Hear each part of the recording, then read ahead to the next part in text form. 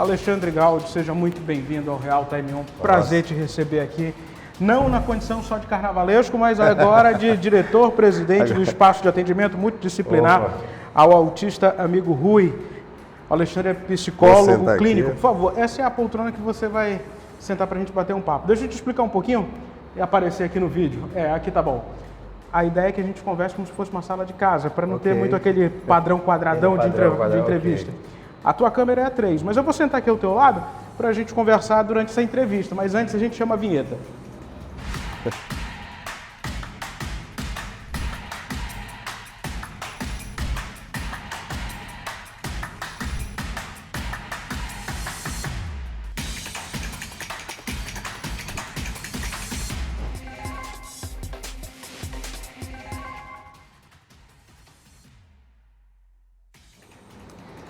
Alexandre, mais uma vez, obrigado mesmo. Sei que a tua agenda no mês de abril, por conta de todas as atividades que vocês desenvolvem, é uma agenda extensa. Mas o espaço que você dirige é um espaço que tem 12 anos de existência. E é um espaço que tem uma referência muito única do ponto de vista de ter diversos tipos de atendimento para aquela criança que às vezes, desde logo muito cedo, precisa ser identificada com TEA. TEA é o transtorno do espectro autista. Me diz uma coisa, eu vou falar só da tua instituição hoje, quantas vocês estão atendendo?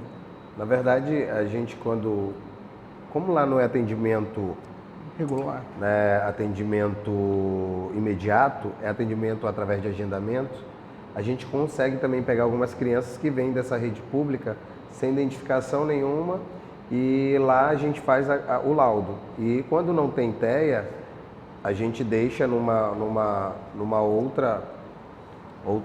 outro arquivo, e com TEA a gente está com 6.100 e poucas crianças, né? E não diagnosticadas passou para mais de 3.000 também. Então, mensalmente passa pelo espaço em terapia, atendimento e agendamento para mais de 1.000 a 1.200 crianças. Isso mês. Isso mês. E assim, porque a gente também tem uma limitação com nossos funcionários. Né? A gente só tem 3 psicólogos, 2 fonoaudiólogos, uma nutricionista, um fisioterapeuta, um educador físico. Né? A gente também tem a parte de dentistas, graças a Deus temos 3 dentistas. Né? Também a gente Você estava me explicando que o atendimento, desde o atendimento ao dentista, é totalmente diferenciado. Tudo. É porque assim, o espaço, né? Você vê o momento que estamos vivendo com os planos de saúde. Sim. Porque o plano de saúde, o que ele faz? Ele vende ao usuário o plano, oferecendo as terapias, mas o ambiente não é adaptado. Preparado. Então isso acaba porque essa mãe vai encontrar o psicólogo e o fonoaudiólogo no canto, mais o fisioterapeuta num outro espaço. Então essa criança ela acaba não ficando, né, regular, porque ela tem habilidades em lugares diferentes. No espaço não.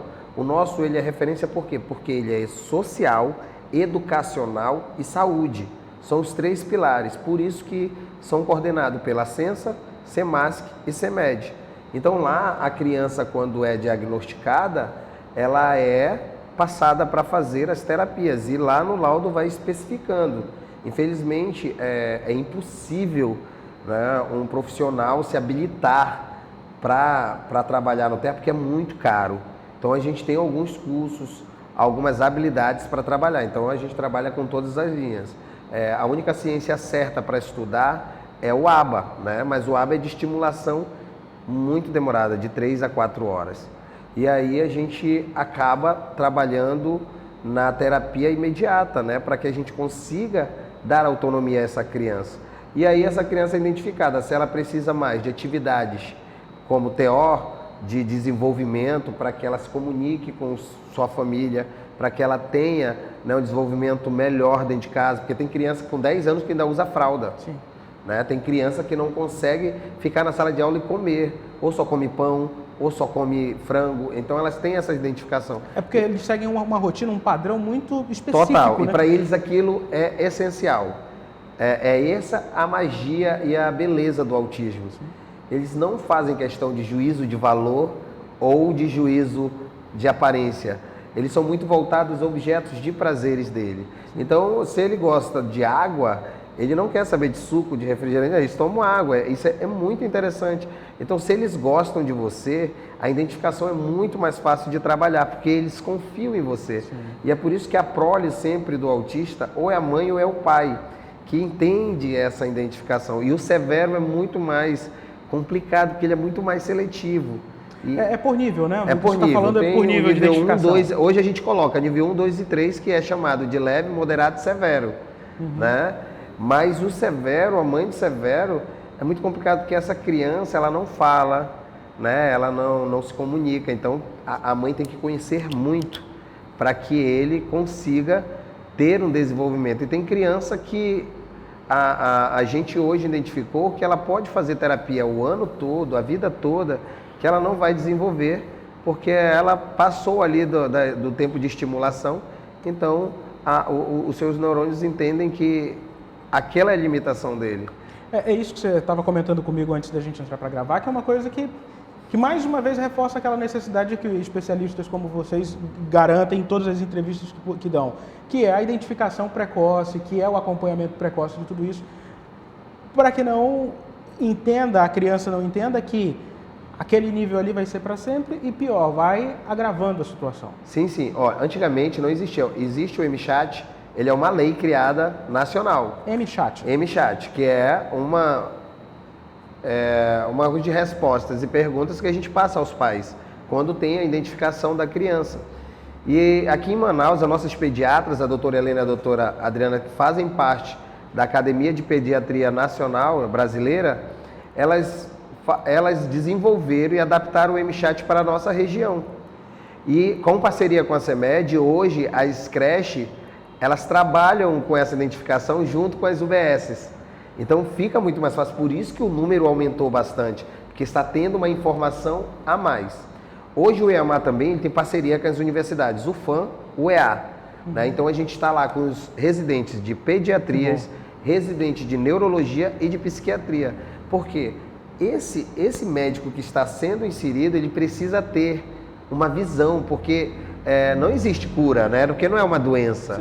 Então, procurar habilidades ou desenvolvimentos para que a gente possa trabalhar muito melhor com essas crianças. Então, tem mãe que não aceita que a criança é autista, então o diagnóstico é muito mais difícil de se trabalhar, ou tem outras que só querem receber os benefícios. Então, faz tudo para pegar o laudo, para receber o benefício e deixa a criança fora da estimulação, né, fora da terapia. E isso é muito triste de você perceber, né, Gáudio? Porque é filho, primeiro que você tem que pensar no avanço daquela criança, no desenvolvimento e não nas possibilidades que você pode ter com isso. E qual é a principal dificuldade que eles chegam lá para vocês? É a fala? Qual é o que você consegue identificar como principal? O principal, como são crianças, é mais prático da gente desarmar, porque lá o espaço agora é lúdico. Sim. Então, desde a porta de entrada, você está a porta de entrada é essa. Então tem tudo que eles querem. Eles querem pular, tem um pula-pula, eles querem mergulhar, tem a piscina de bolinha, tem a piscina normal e tem os brinquedos de encaixe, os brinquedos grandes e o colorido que leva eles à estimulação com a área aberta. Eles não gostam muito de lugares fechados porque a estimulação em casa é essa. Então o adulto, o que a gente fala bastante, tenta fazer essas coterapias com os pais, é que eles entendam que essas crianças, elas não são adultas e elas têm uma maneira de aprendizado. Então tem pai que fala, vai ali, e a criança não recebe aí, quer gritar, quer bater, quer forçar. Ele vai fazer tudo isso e ela vai continuar não entendendo. E ele pode até causar um trauma e ela não receber esse estímulo para desenvolvimento. É o que acontecia antes. Antes a gente pegava crianças até com 10 anos que não falava. E em 6 meses a 1 ano de terapia, a criança até canta hoje.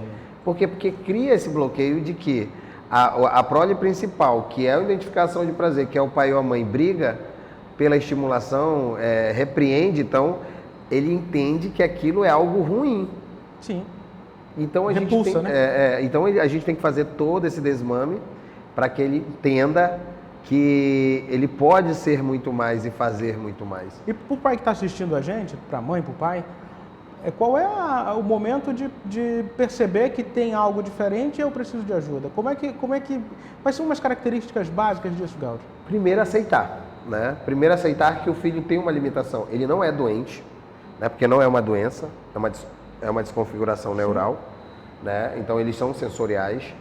E entender que eles têm um pensamento diferenciado do seu. Sim. Porque somos hipócritas, né? Sim. Então, o neurotípico normal, ele trabalha em volta do seu prazer, mas politicamente. Então, ele sabe ser sociável, ele sabe mentir, ele sabe fazer. O autista não.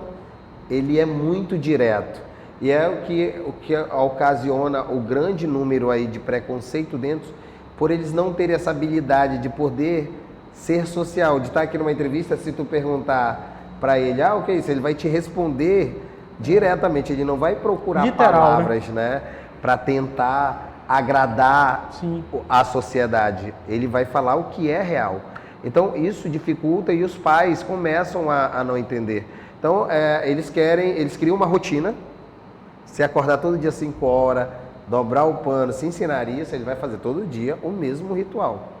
Né? E se você tirar ele desse contexto, dessa rotina, ele começa a ter as compulsividades que muitos pensam que é crianças mimadas, crianças tolas, e não é.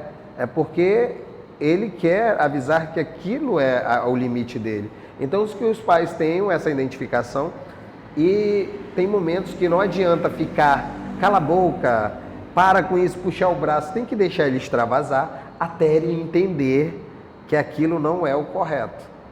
E aí esse pai ou essa família vai começar a saber dialogar no momento de surto da criança.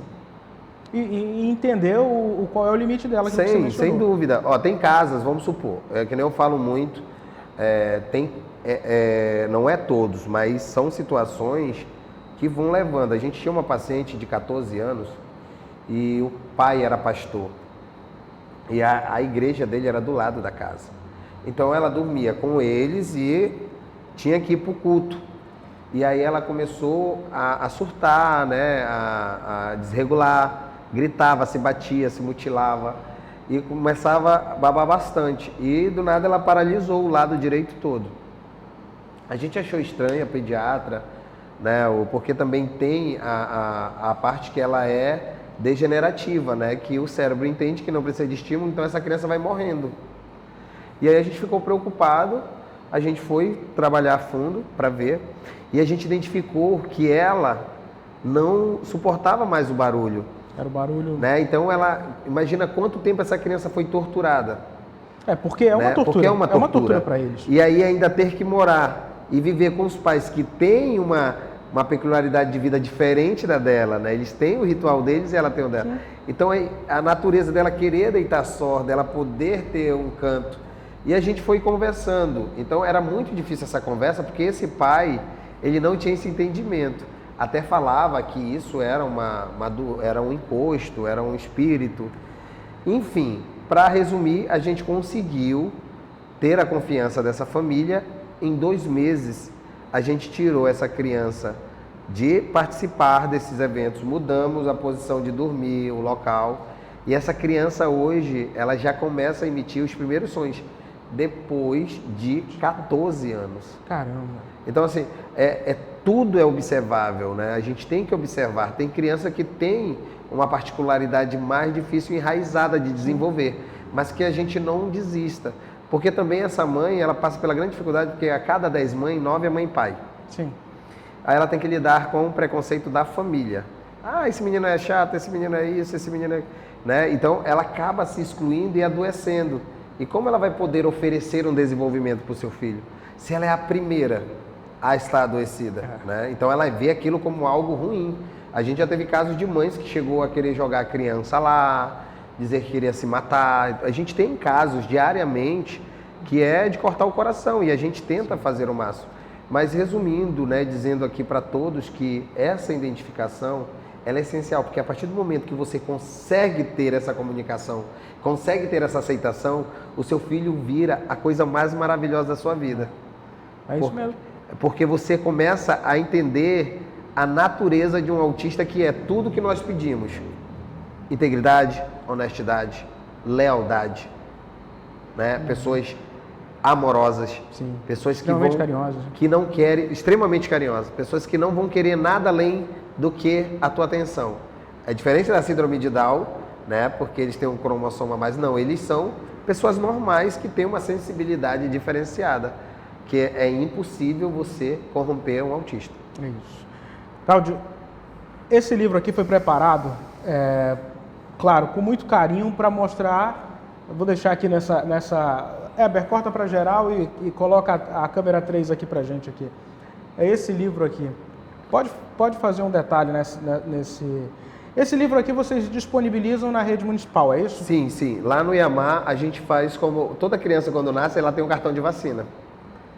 Né? Então a nossa ideia é que as mães, ao sair da maternidade e tiver essa identificação, quando forem laudar, ter também a caderneta do autista. Para ter saber como lidar, né? Aqui tem tudo explicando o que é o autismo, né? Como a identificação, aonde procurar. Só abrir aqui o livro, Heber, permanece nessa câmera aí, que eu quero para mostrar um pouco do que o Gaudio está falando. É um guia, né? É um guia. É porque assim, esse pai ele vem com as informações que são dadas em reais, né, sobre o autismo. Porque, como o espectro, por isso a gente disse que ele é unificado, cada criança ela tem um jeito de ser. Cada um é individualizado. E aí, o meu filho, ele bate, ele grita, ele não consegue, mas o outro não, o outro tem uma outra sensibilidade. Sim. E aí, aquele pai pega aquela repulsa de conversa ignorância ali e acha que seu filho vai ser o mesmo e acaba criando esse bloqueio de que o autismo é uma doença mental, que eles são, né, doentes mentais. Né? E não é, eles são sensoriais. Eles são inclusos na deficiência, por quê? Porque até então, como agora está crescendo bastante, futuramente possa ser que eles tenham a própria secretaria, a própria, né, administração, por quê? Porque eles são individualizados. Não adianta querer partir para habilidades de inclusão, de que, na educação, é impossível. Sim. As escolas particulares estão fechando e não aceitando, por quê? Porque tem muitos pais e educadores que não entendem e não tem que ter a habilidade. Não entendem, né? Às vezes não tem interesse também, Gabriel. E assim, é muito difícil você lidar quando você se condiciona também por seu egoísmo. Nós queremos nos comparar com uma criança.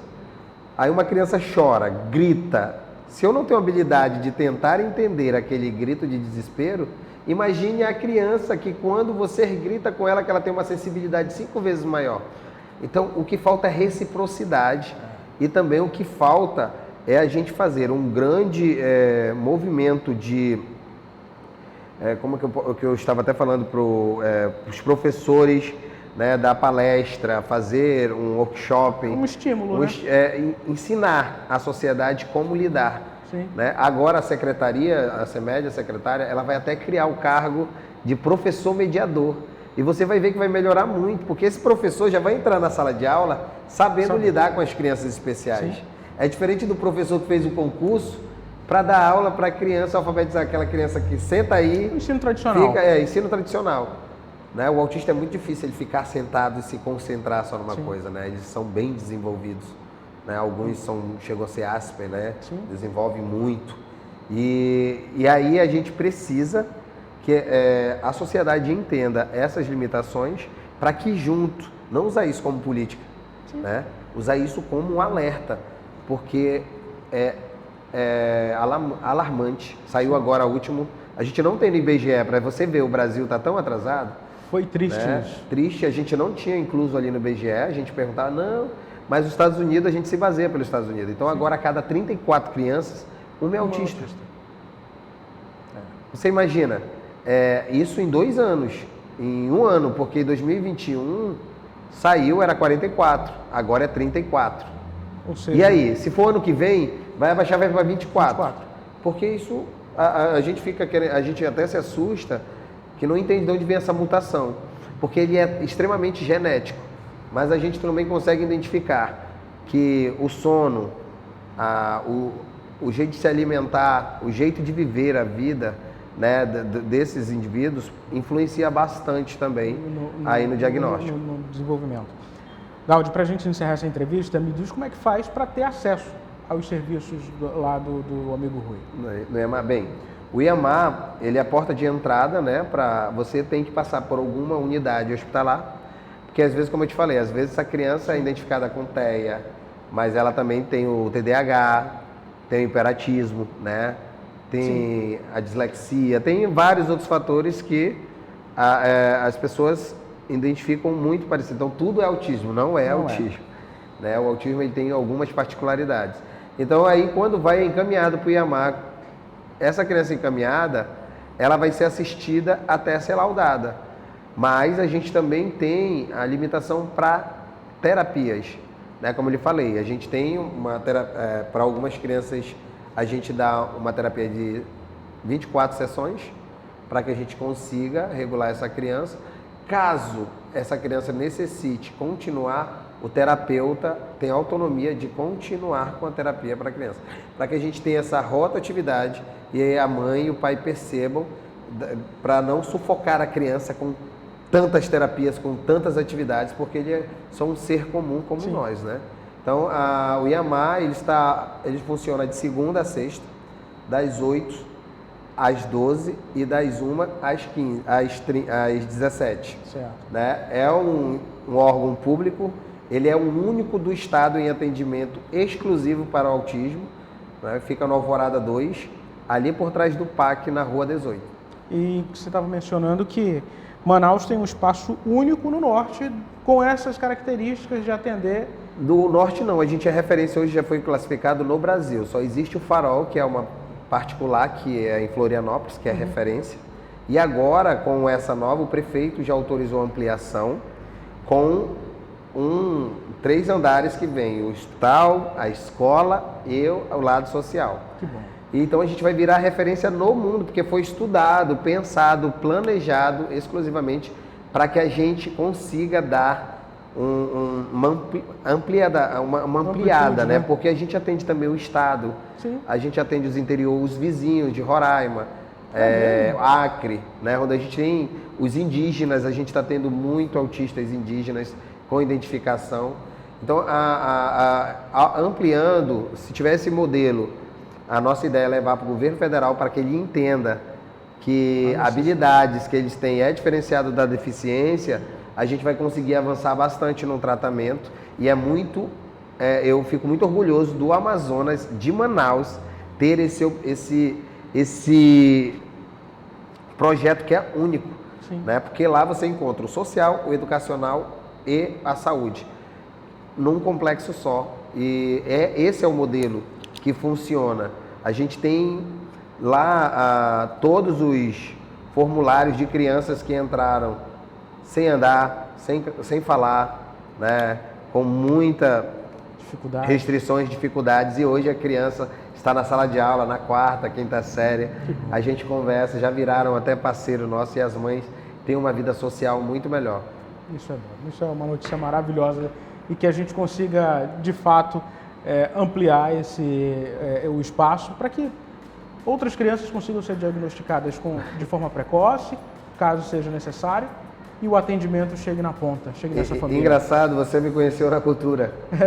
Através do meu trabalho da cultura, eu fui convidado e me apaixonei, porque eu fiz o primeiro Carnaval da Inclusão, que foi da Síndrome de Down, da Tati, onde eu estudei um pouco sobre autismo, né? Porque eu falei das dificuldades daquela criança ser inserida dentro de um evento, de uma festa. E dali, esse meu projeto virou um documentário para os Estados Unidos, que era a vida da Tati Fincastelli, que era a primeira Síndrome de Down, que era atriz, cantora, escritora, e ela até casou agora. E aí eu me deparar e entrar nesse mundo, eu costumo dizer hoje que isso eu me tornei cada vez uma pessoa melhor, porque às vezes a gente reclama de tão pouco, e a gente tem liberdade de poder sair, de poder escolher, de poder fazer, e eles não. Eles estão ali, perdidos, tentando que alguém tenha a compreensão, a reciprocidade de se colocar no lugar de escuta e dizer, eu te entendo, vamos junto. né? E essa criança vai te levar a lugares, vai te levar a fazer... E a gente não tem que usar eles como objeto de piedade, sim, mas objeto de aprendizado. Sim. Entender que eles, com uma roupa simples, com um brinquedo simples, eles são felizes. E a gente é doutrinado a sempre a querer ganhar dinheiro, a querer ter coisas materiais a mais, a aparência, sim, a cor, né? A religião. Então tem muitas dessas. Eles não estão nem aí para nada disso. Eles só querem ter o direito de ser feliz da maneira deles. Da maneira deles, é isso mesmo. Alexandre, obrigado mesmo. Eu desejo muito boa sorte para vocês, que você consiga trazer em outro momento aqui no Real Time 1 boas notícias de Amar e que a gente consiga cada vez mais compreender e ser aberto para compreender e aprender. Obrigado. Nada, eu que agradeço você dando esse espaço, dando visibilidade para levar para aquele pai que agora, nesse momento que está assistindo, né, dizer, poxa, eu aqui me limitando, encarando como um fardo, e aí o Real Time vem e dá esse momento para que a gente possa levar até você, não a informação total, mas que você possa entender como lidar, como ser o nosso suporte-terapeuta, né? E trabalhar junto com a gente. Nos procure, que a gente vai estar sempre de braços abertos para atender todos vocês. Perfeito, muito obrigado mesmo. Bom, eu conversei com o Alexandre Gaudi, ele é psicólogo clínico, diretor-presidente do Espaço de Atendimento Multidisciplinar ao Autista Amigo Rui, o IAMAR, lá na Alvorada 2, ali por trás do Parque da Alvorada, bem perto dos Correios, que tem naquela rua do bairro Alvorada 2, na zona centro-oeste de Manaus. A você, internauta, meu muito obrigado, curta, comente, compartilhe essa entrevista. E olha só, não esqueça de se inscrever em nosso canal no YouTube, é fundamental para você receber outras informações como essa, informação com qualidade, credibilidade, Real Time On Play. Meu muito obrigado mesmo e até a próxima.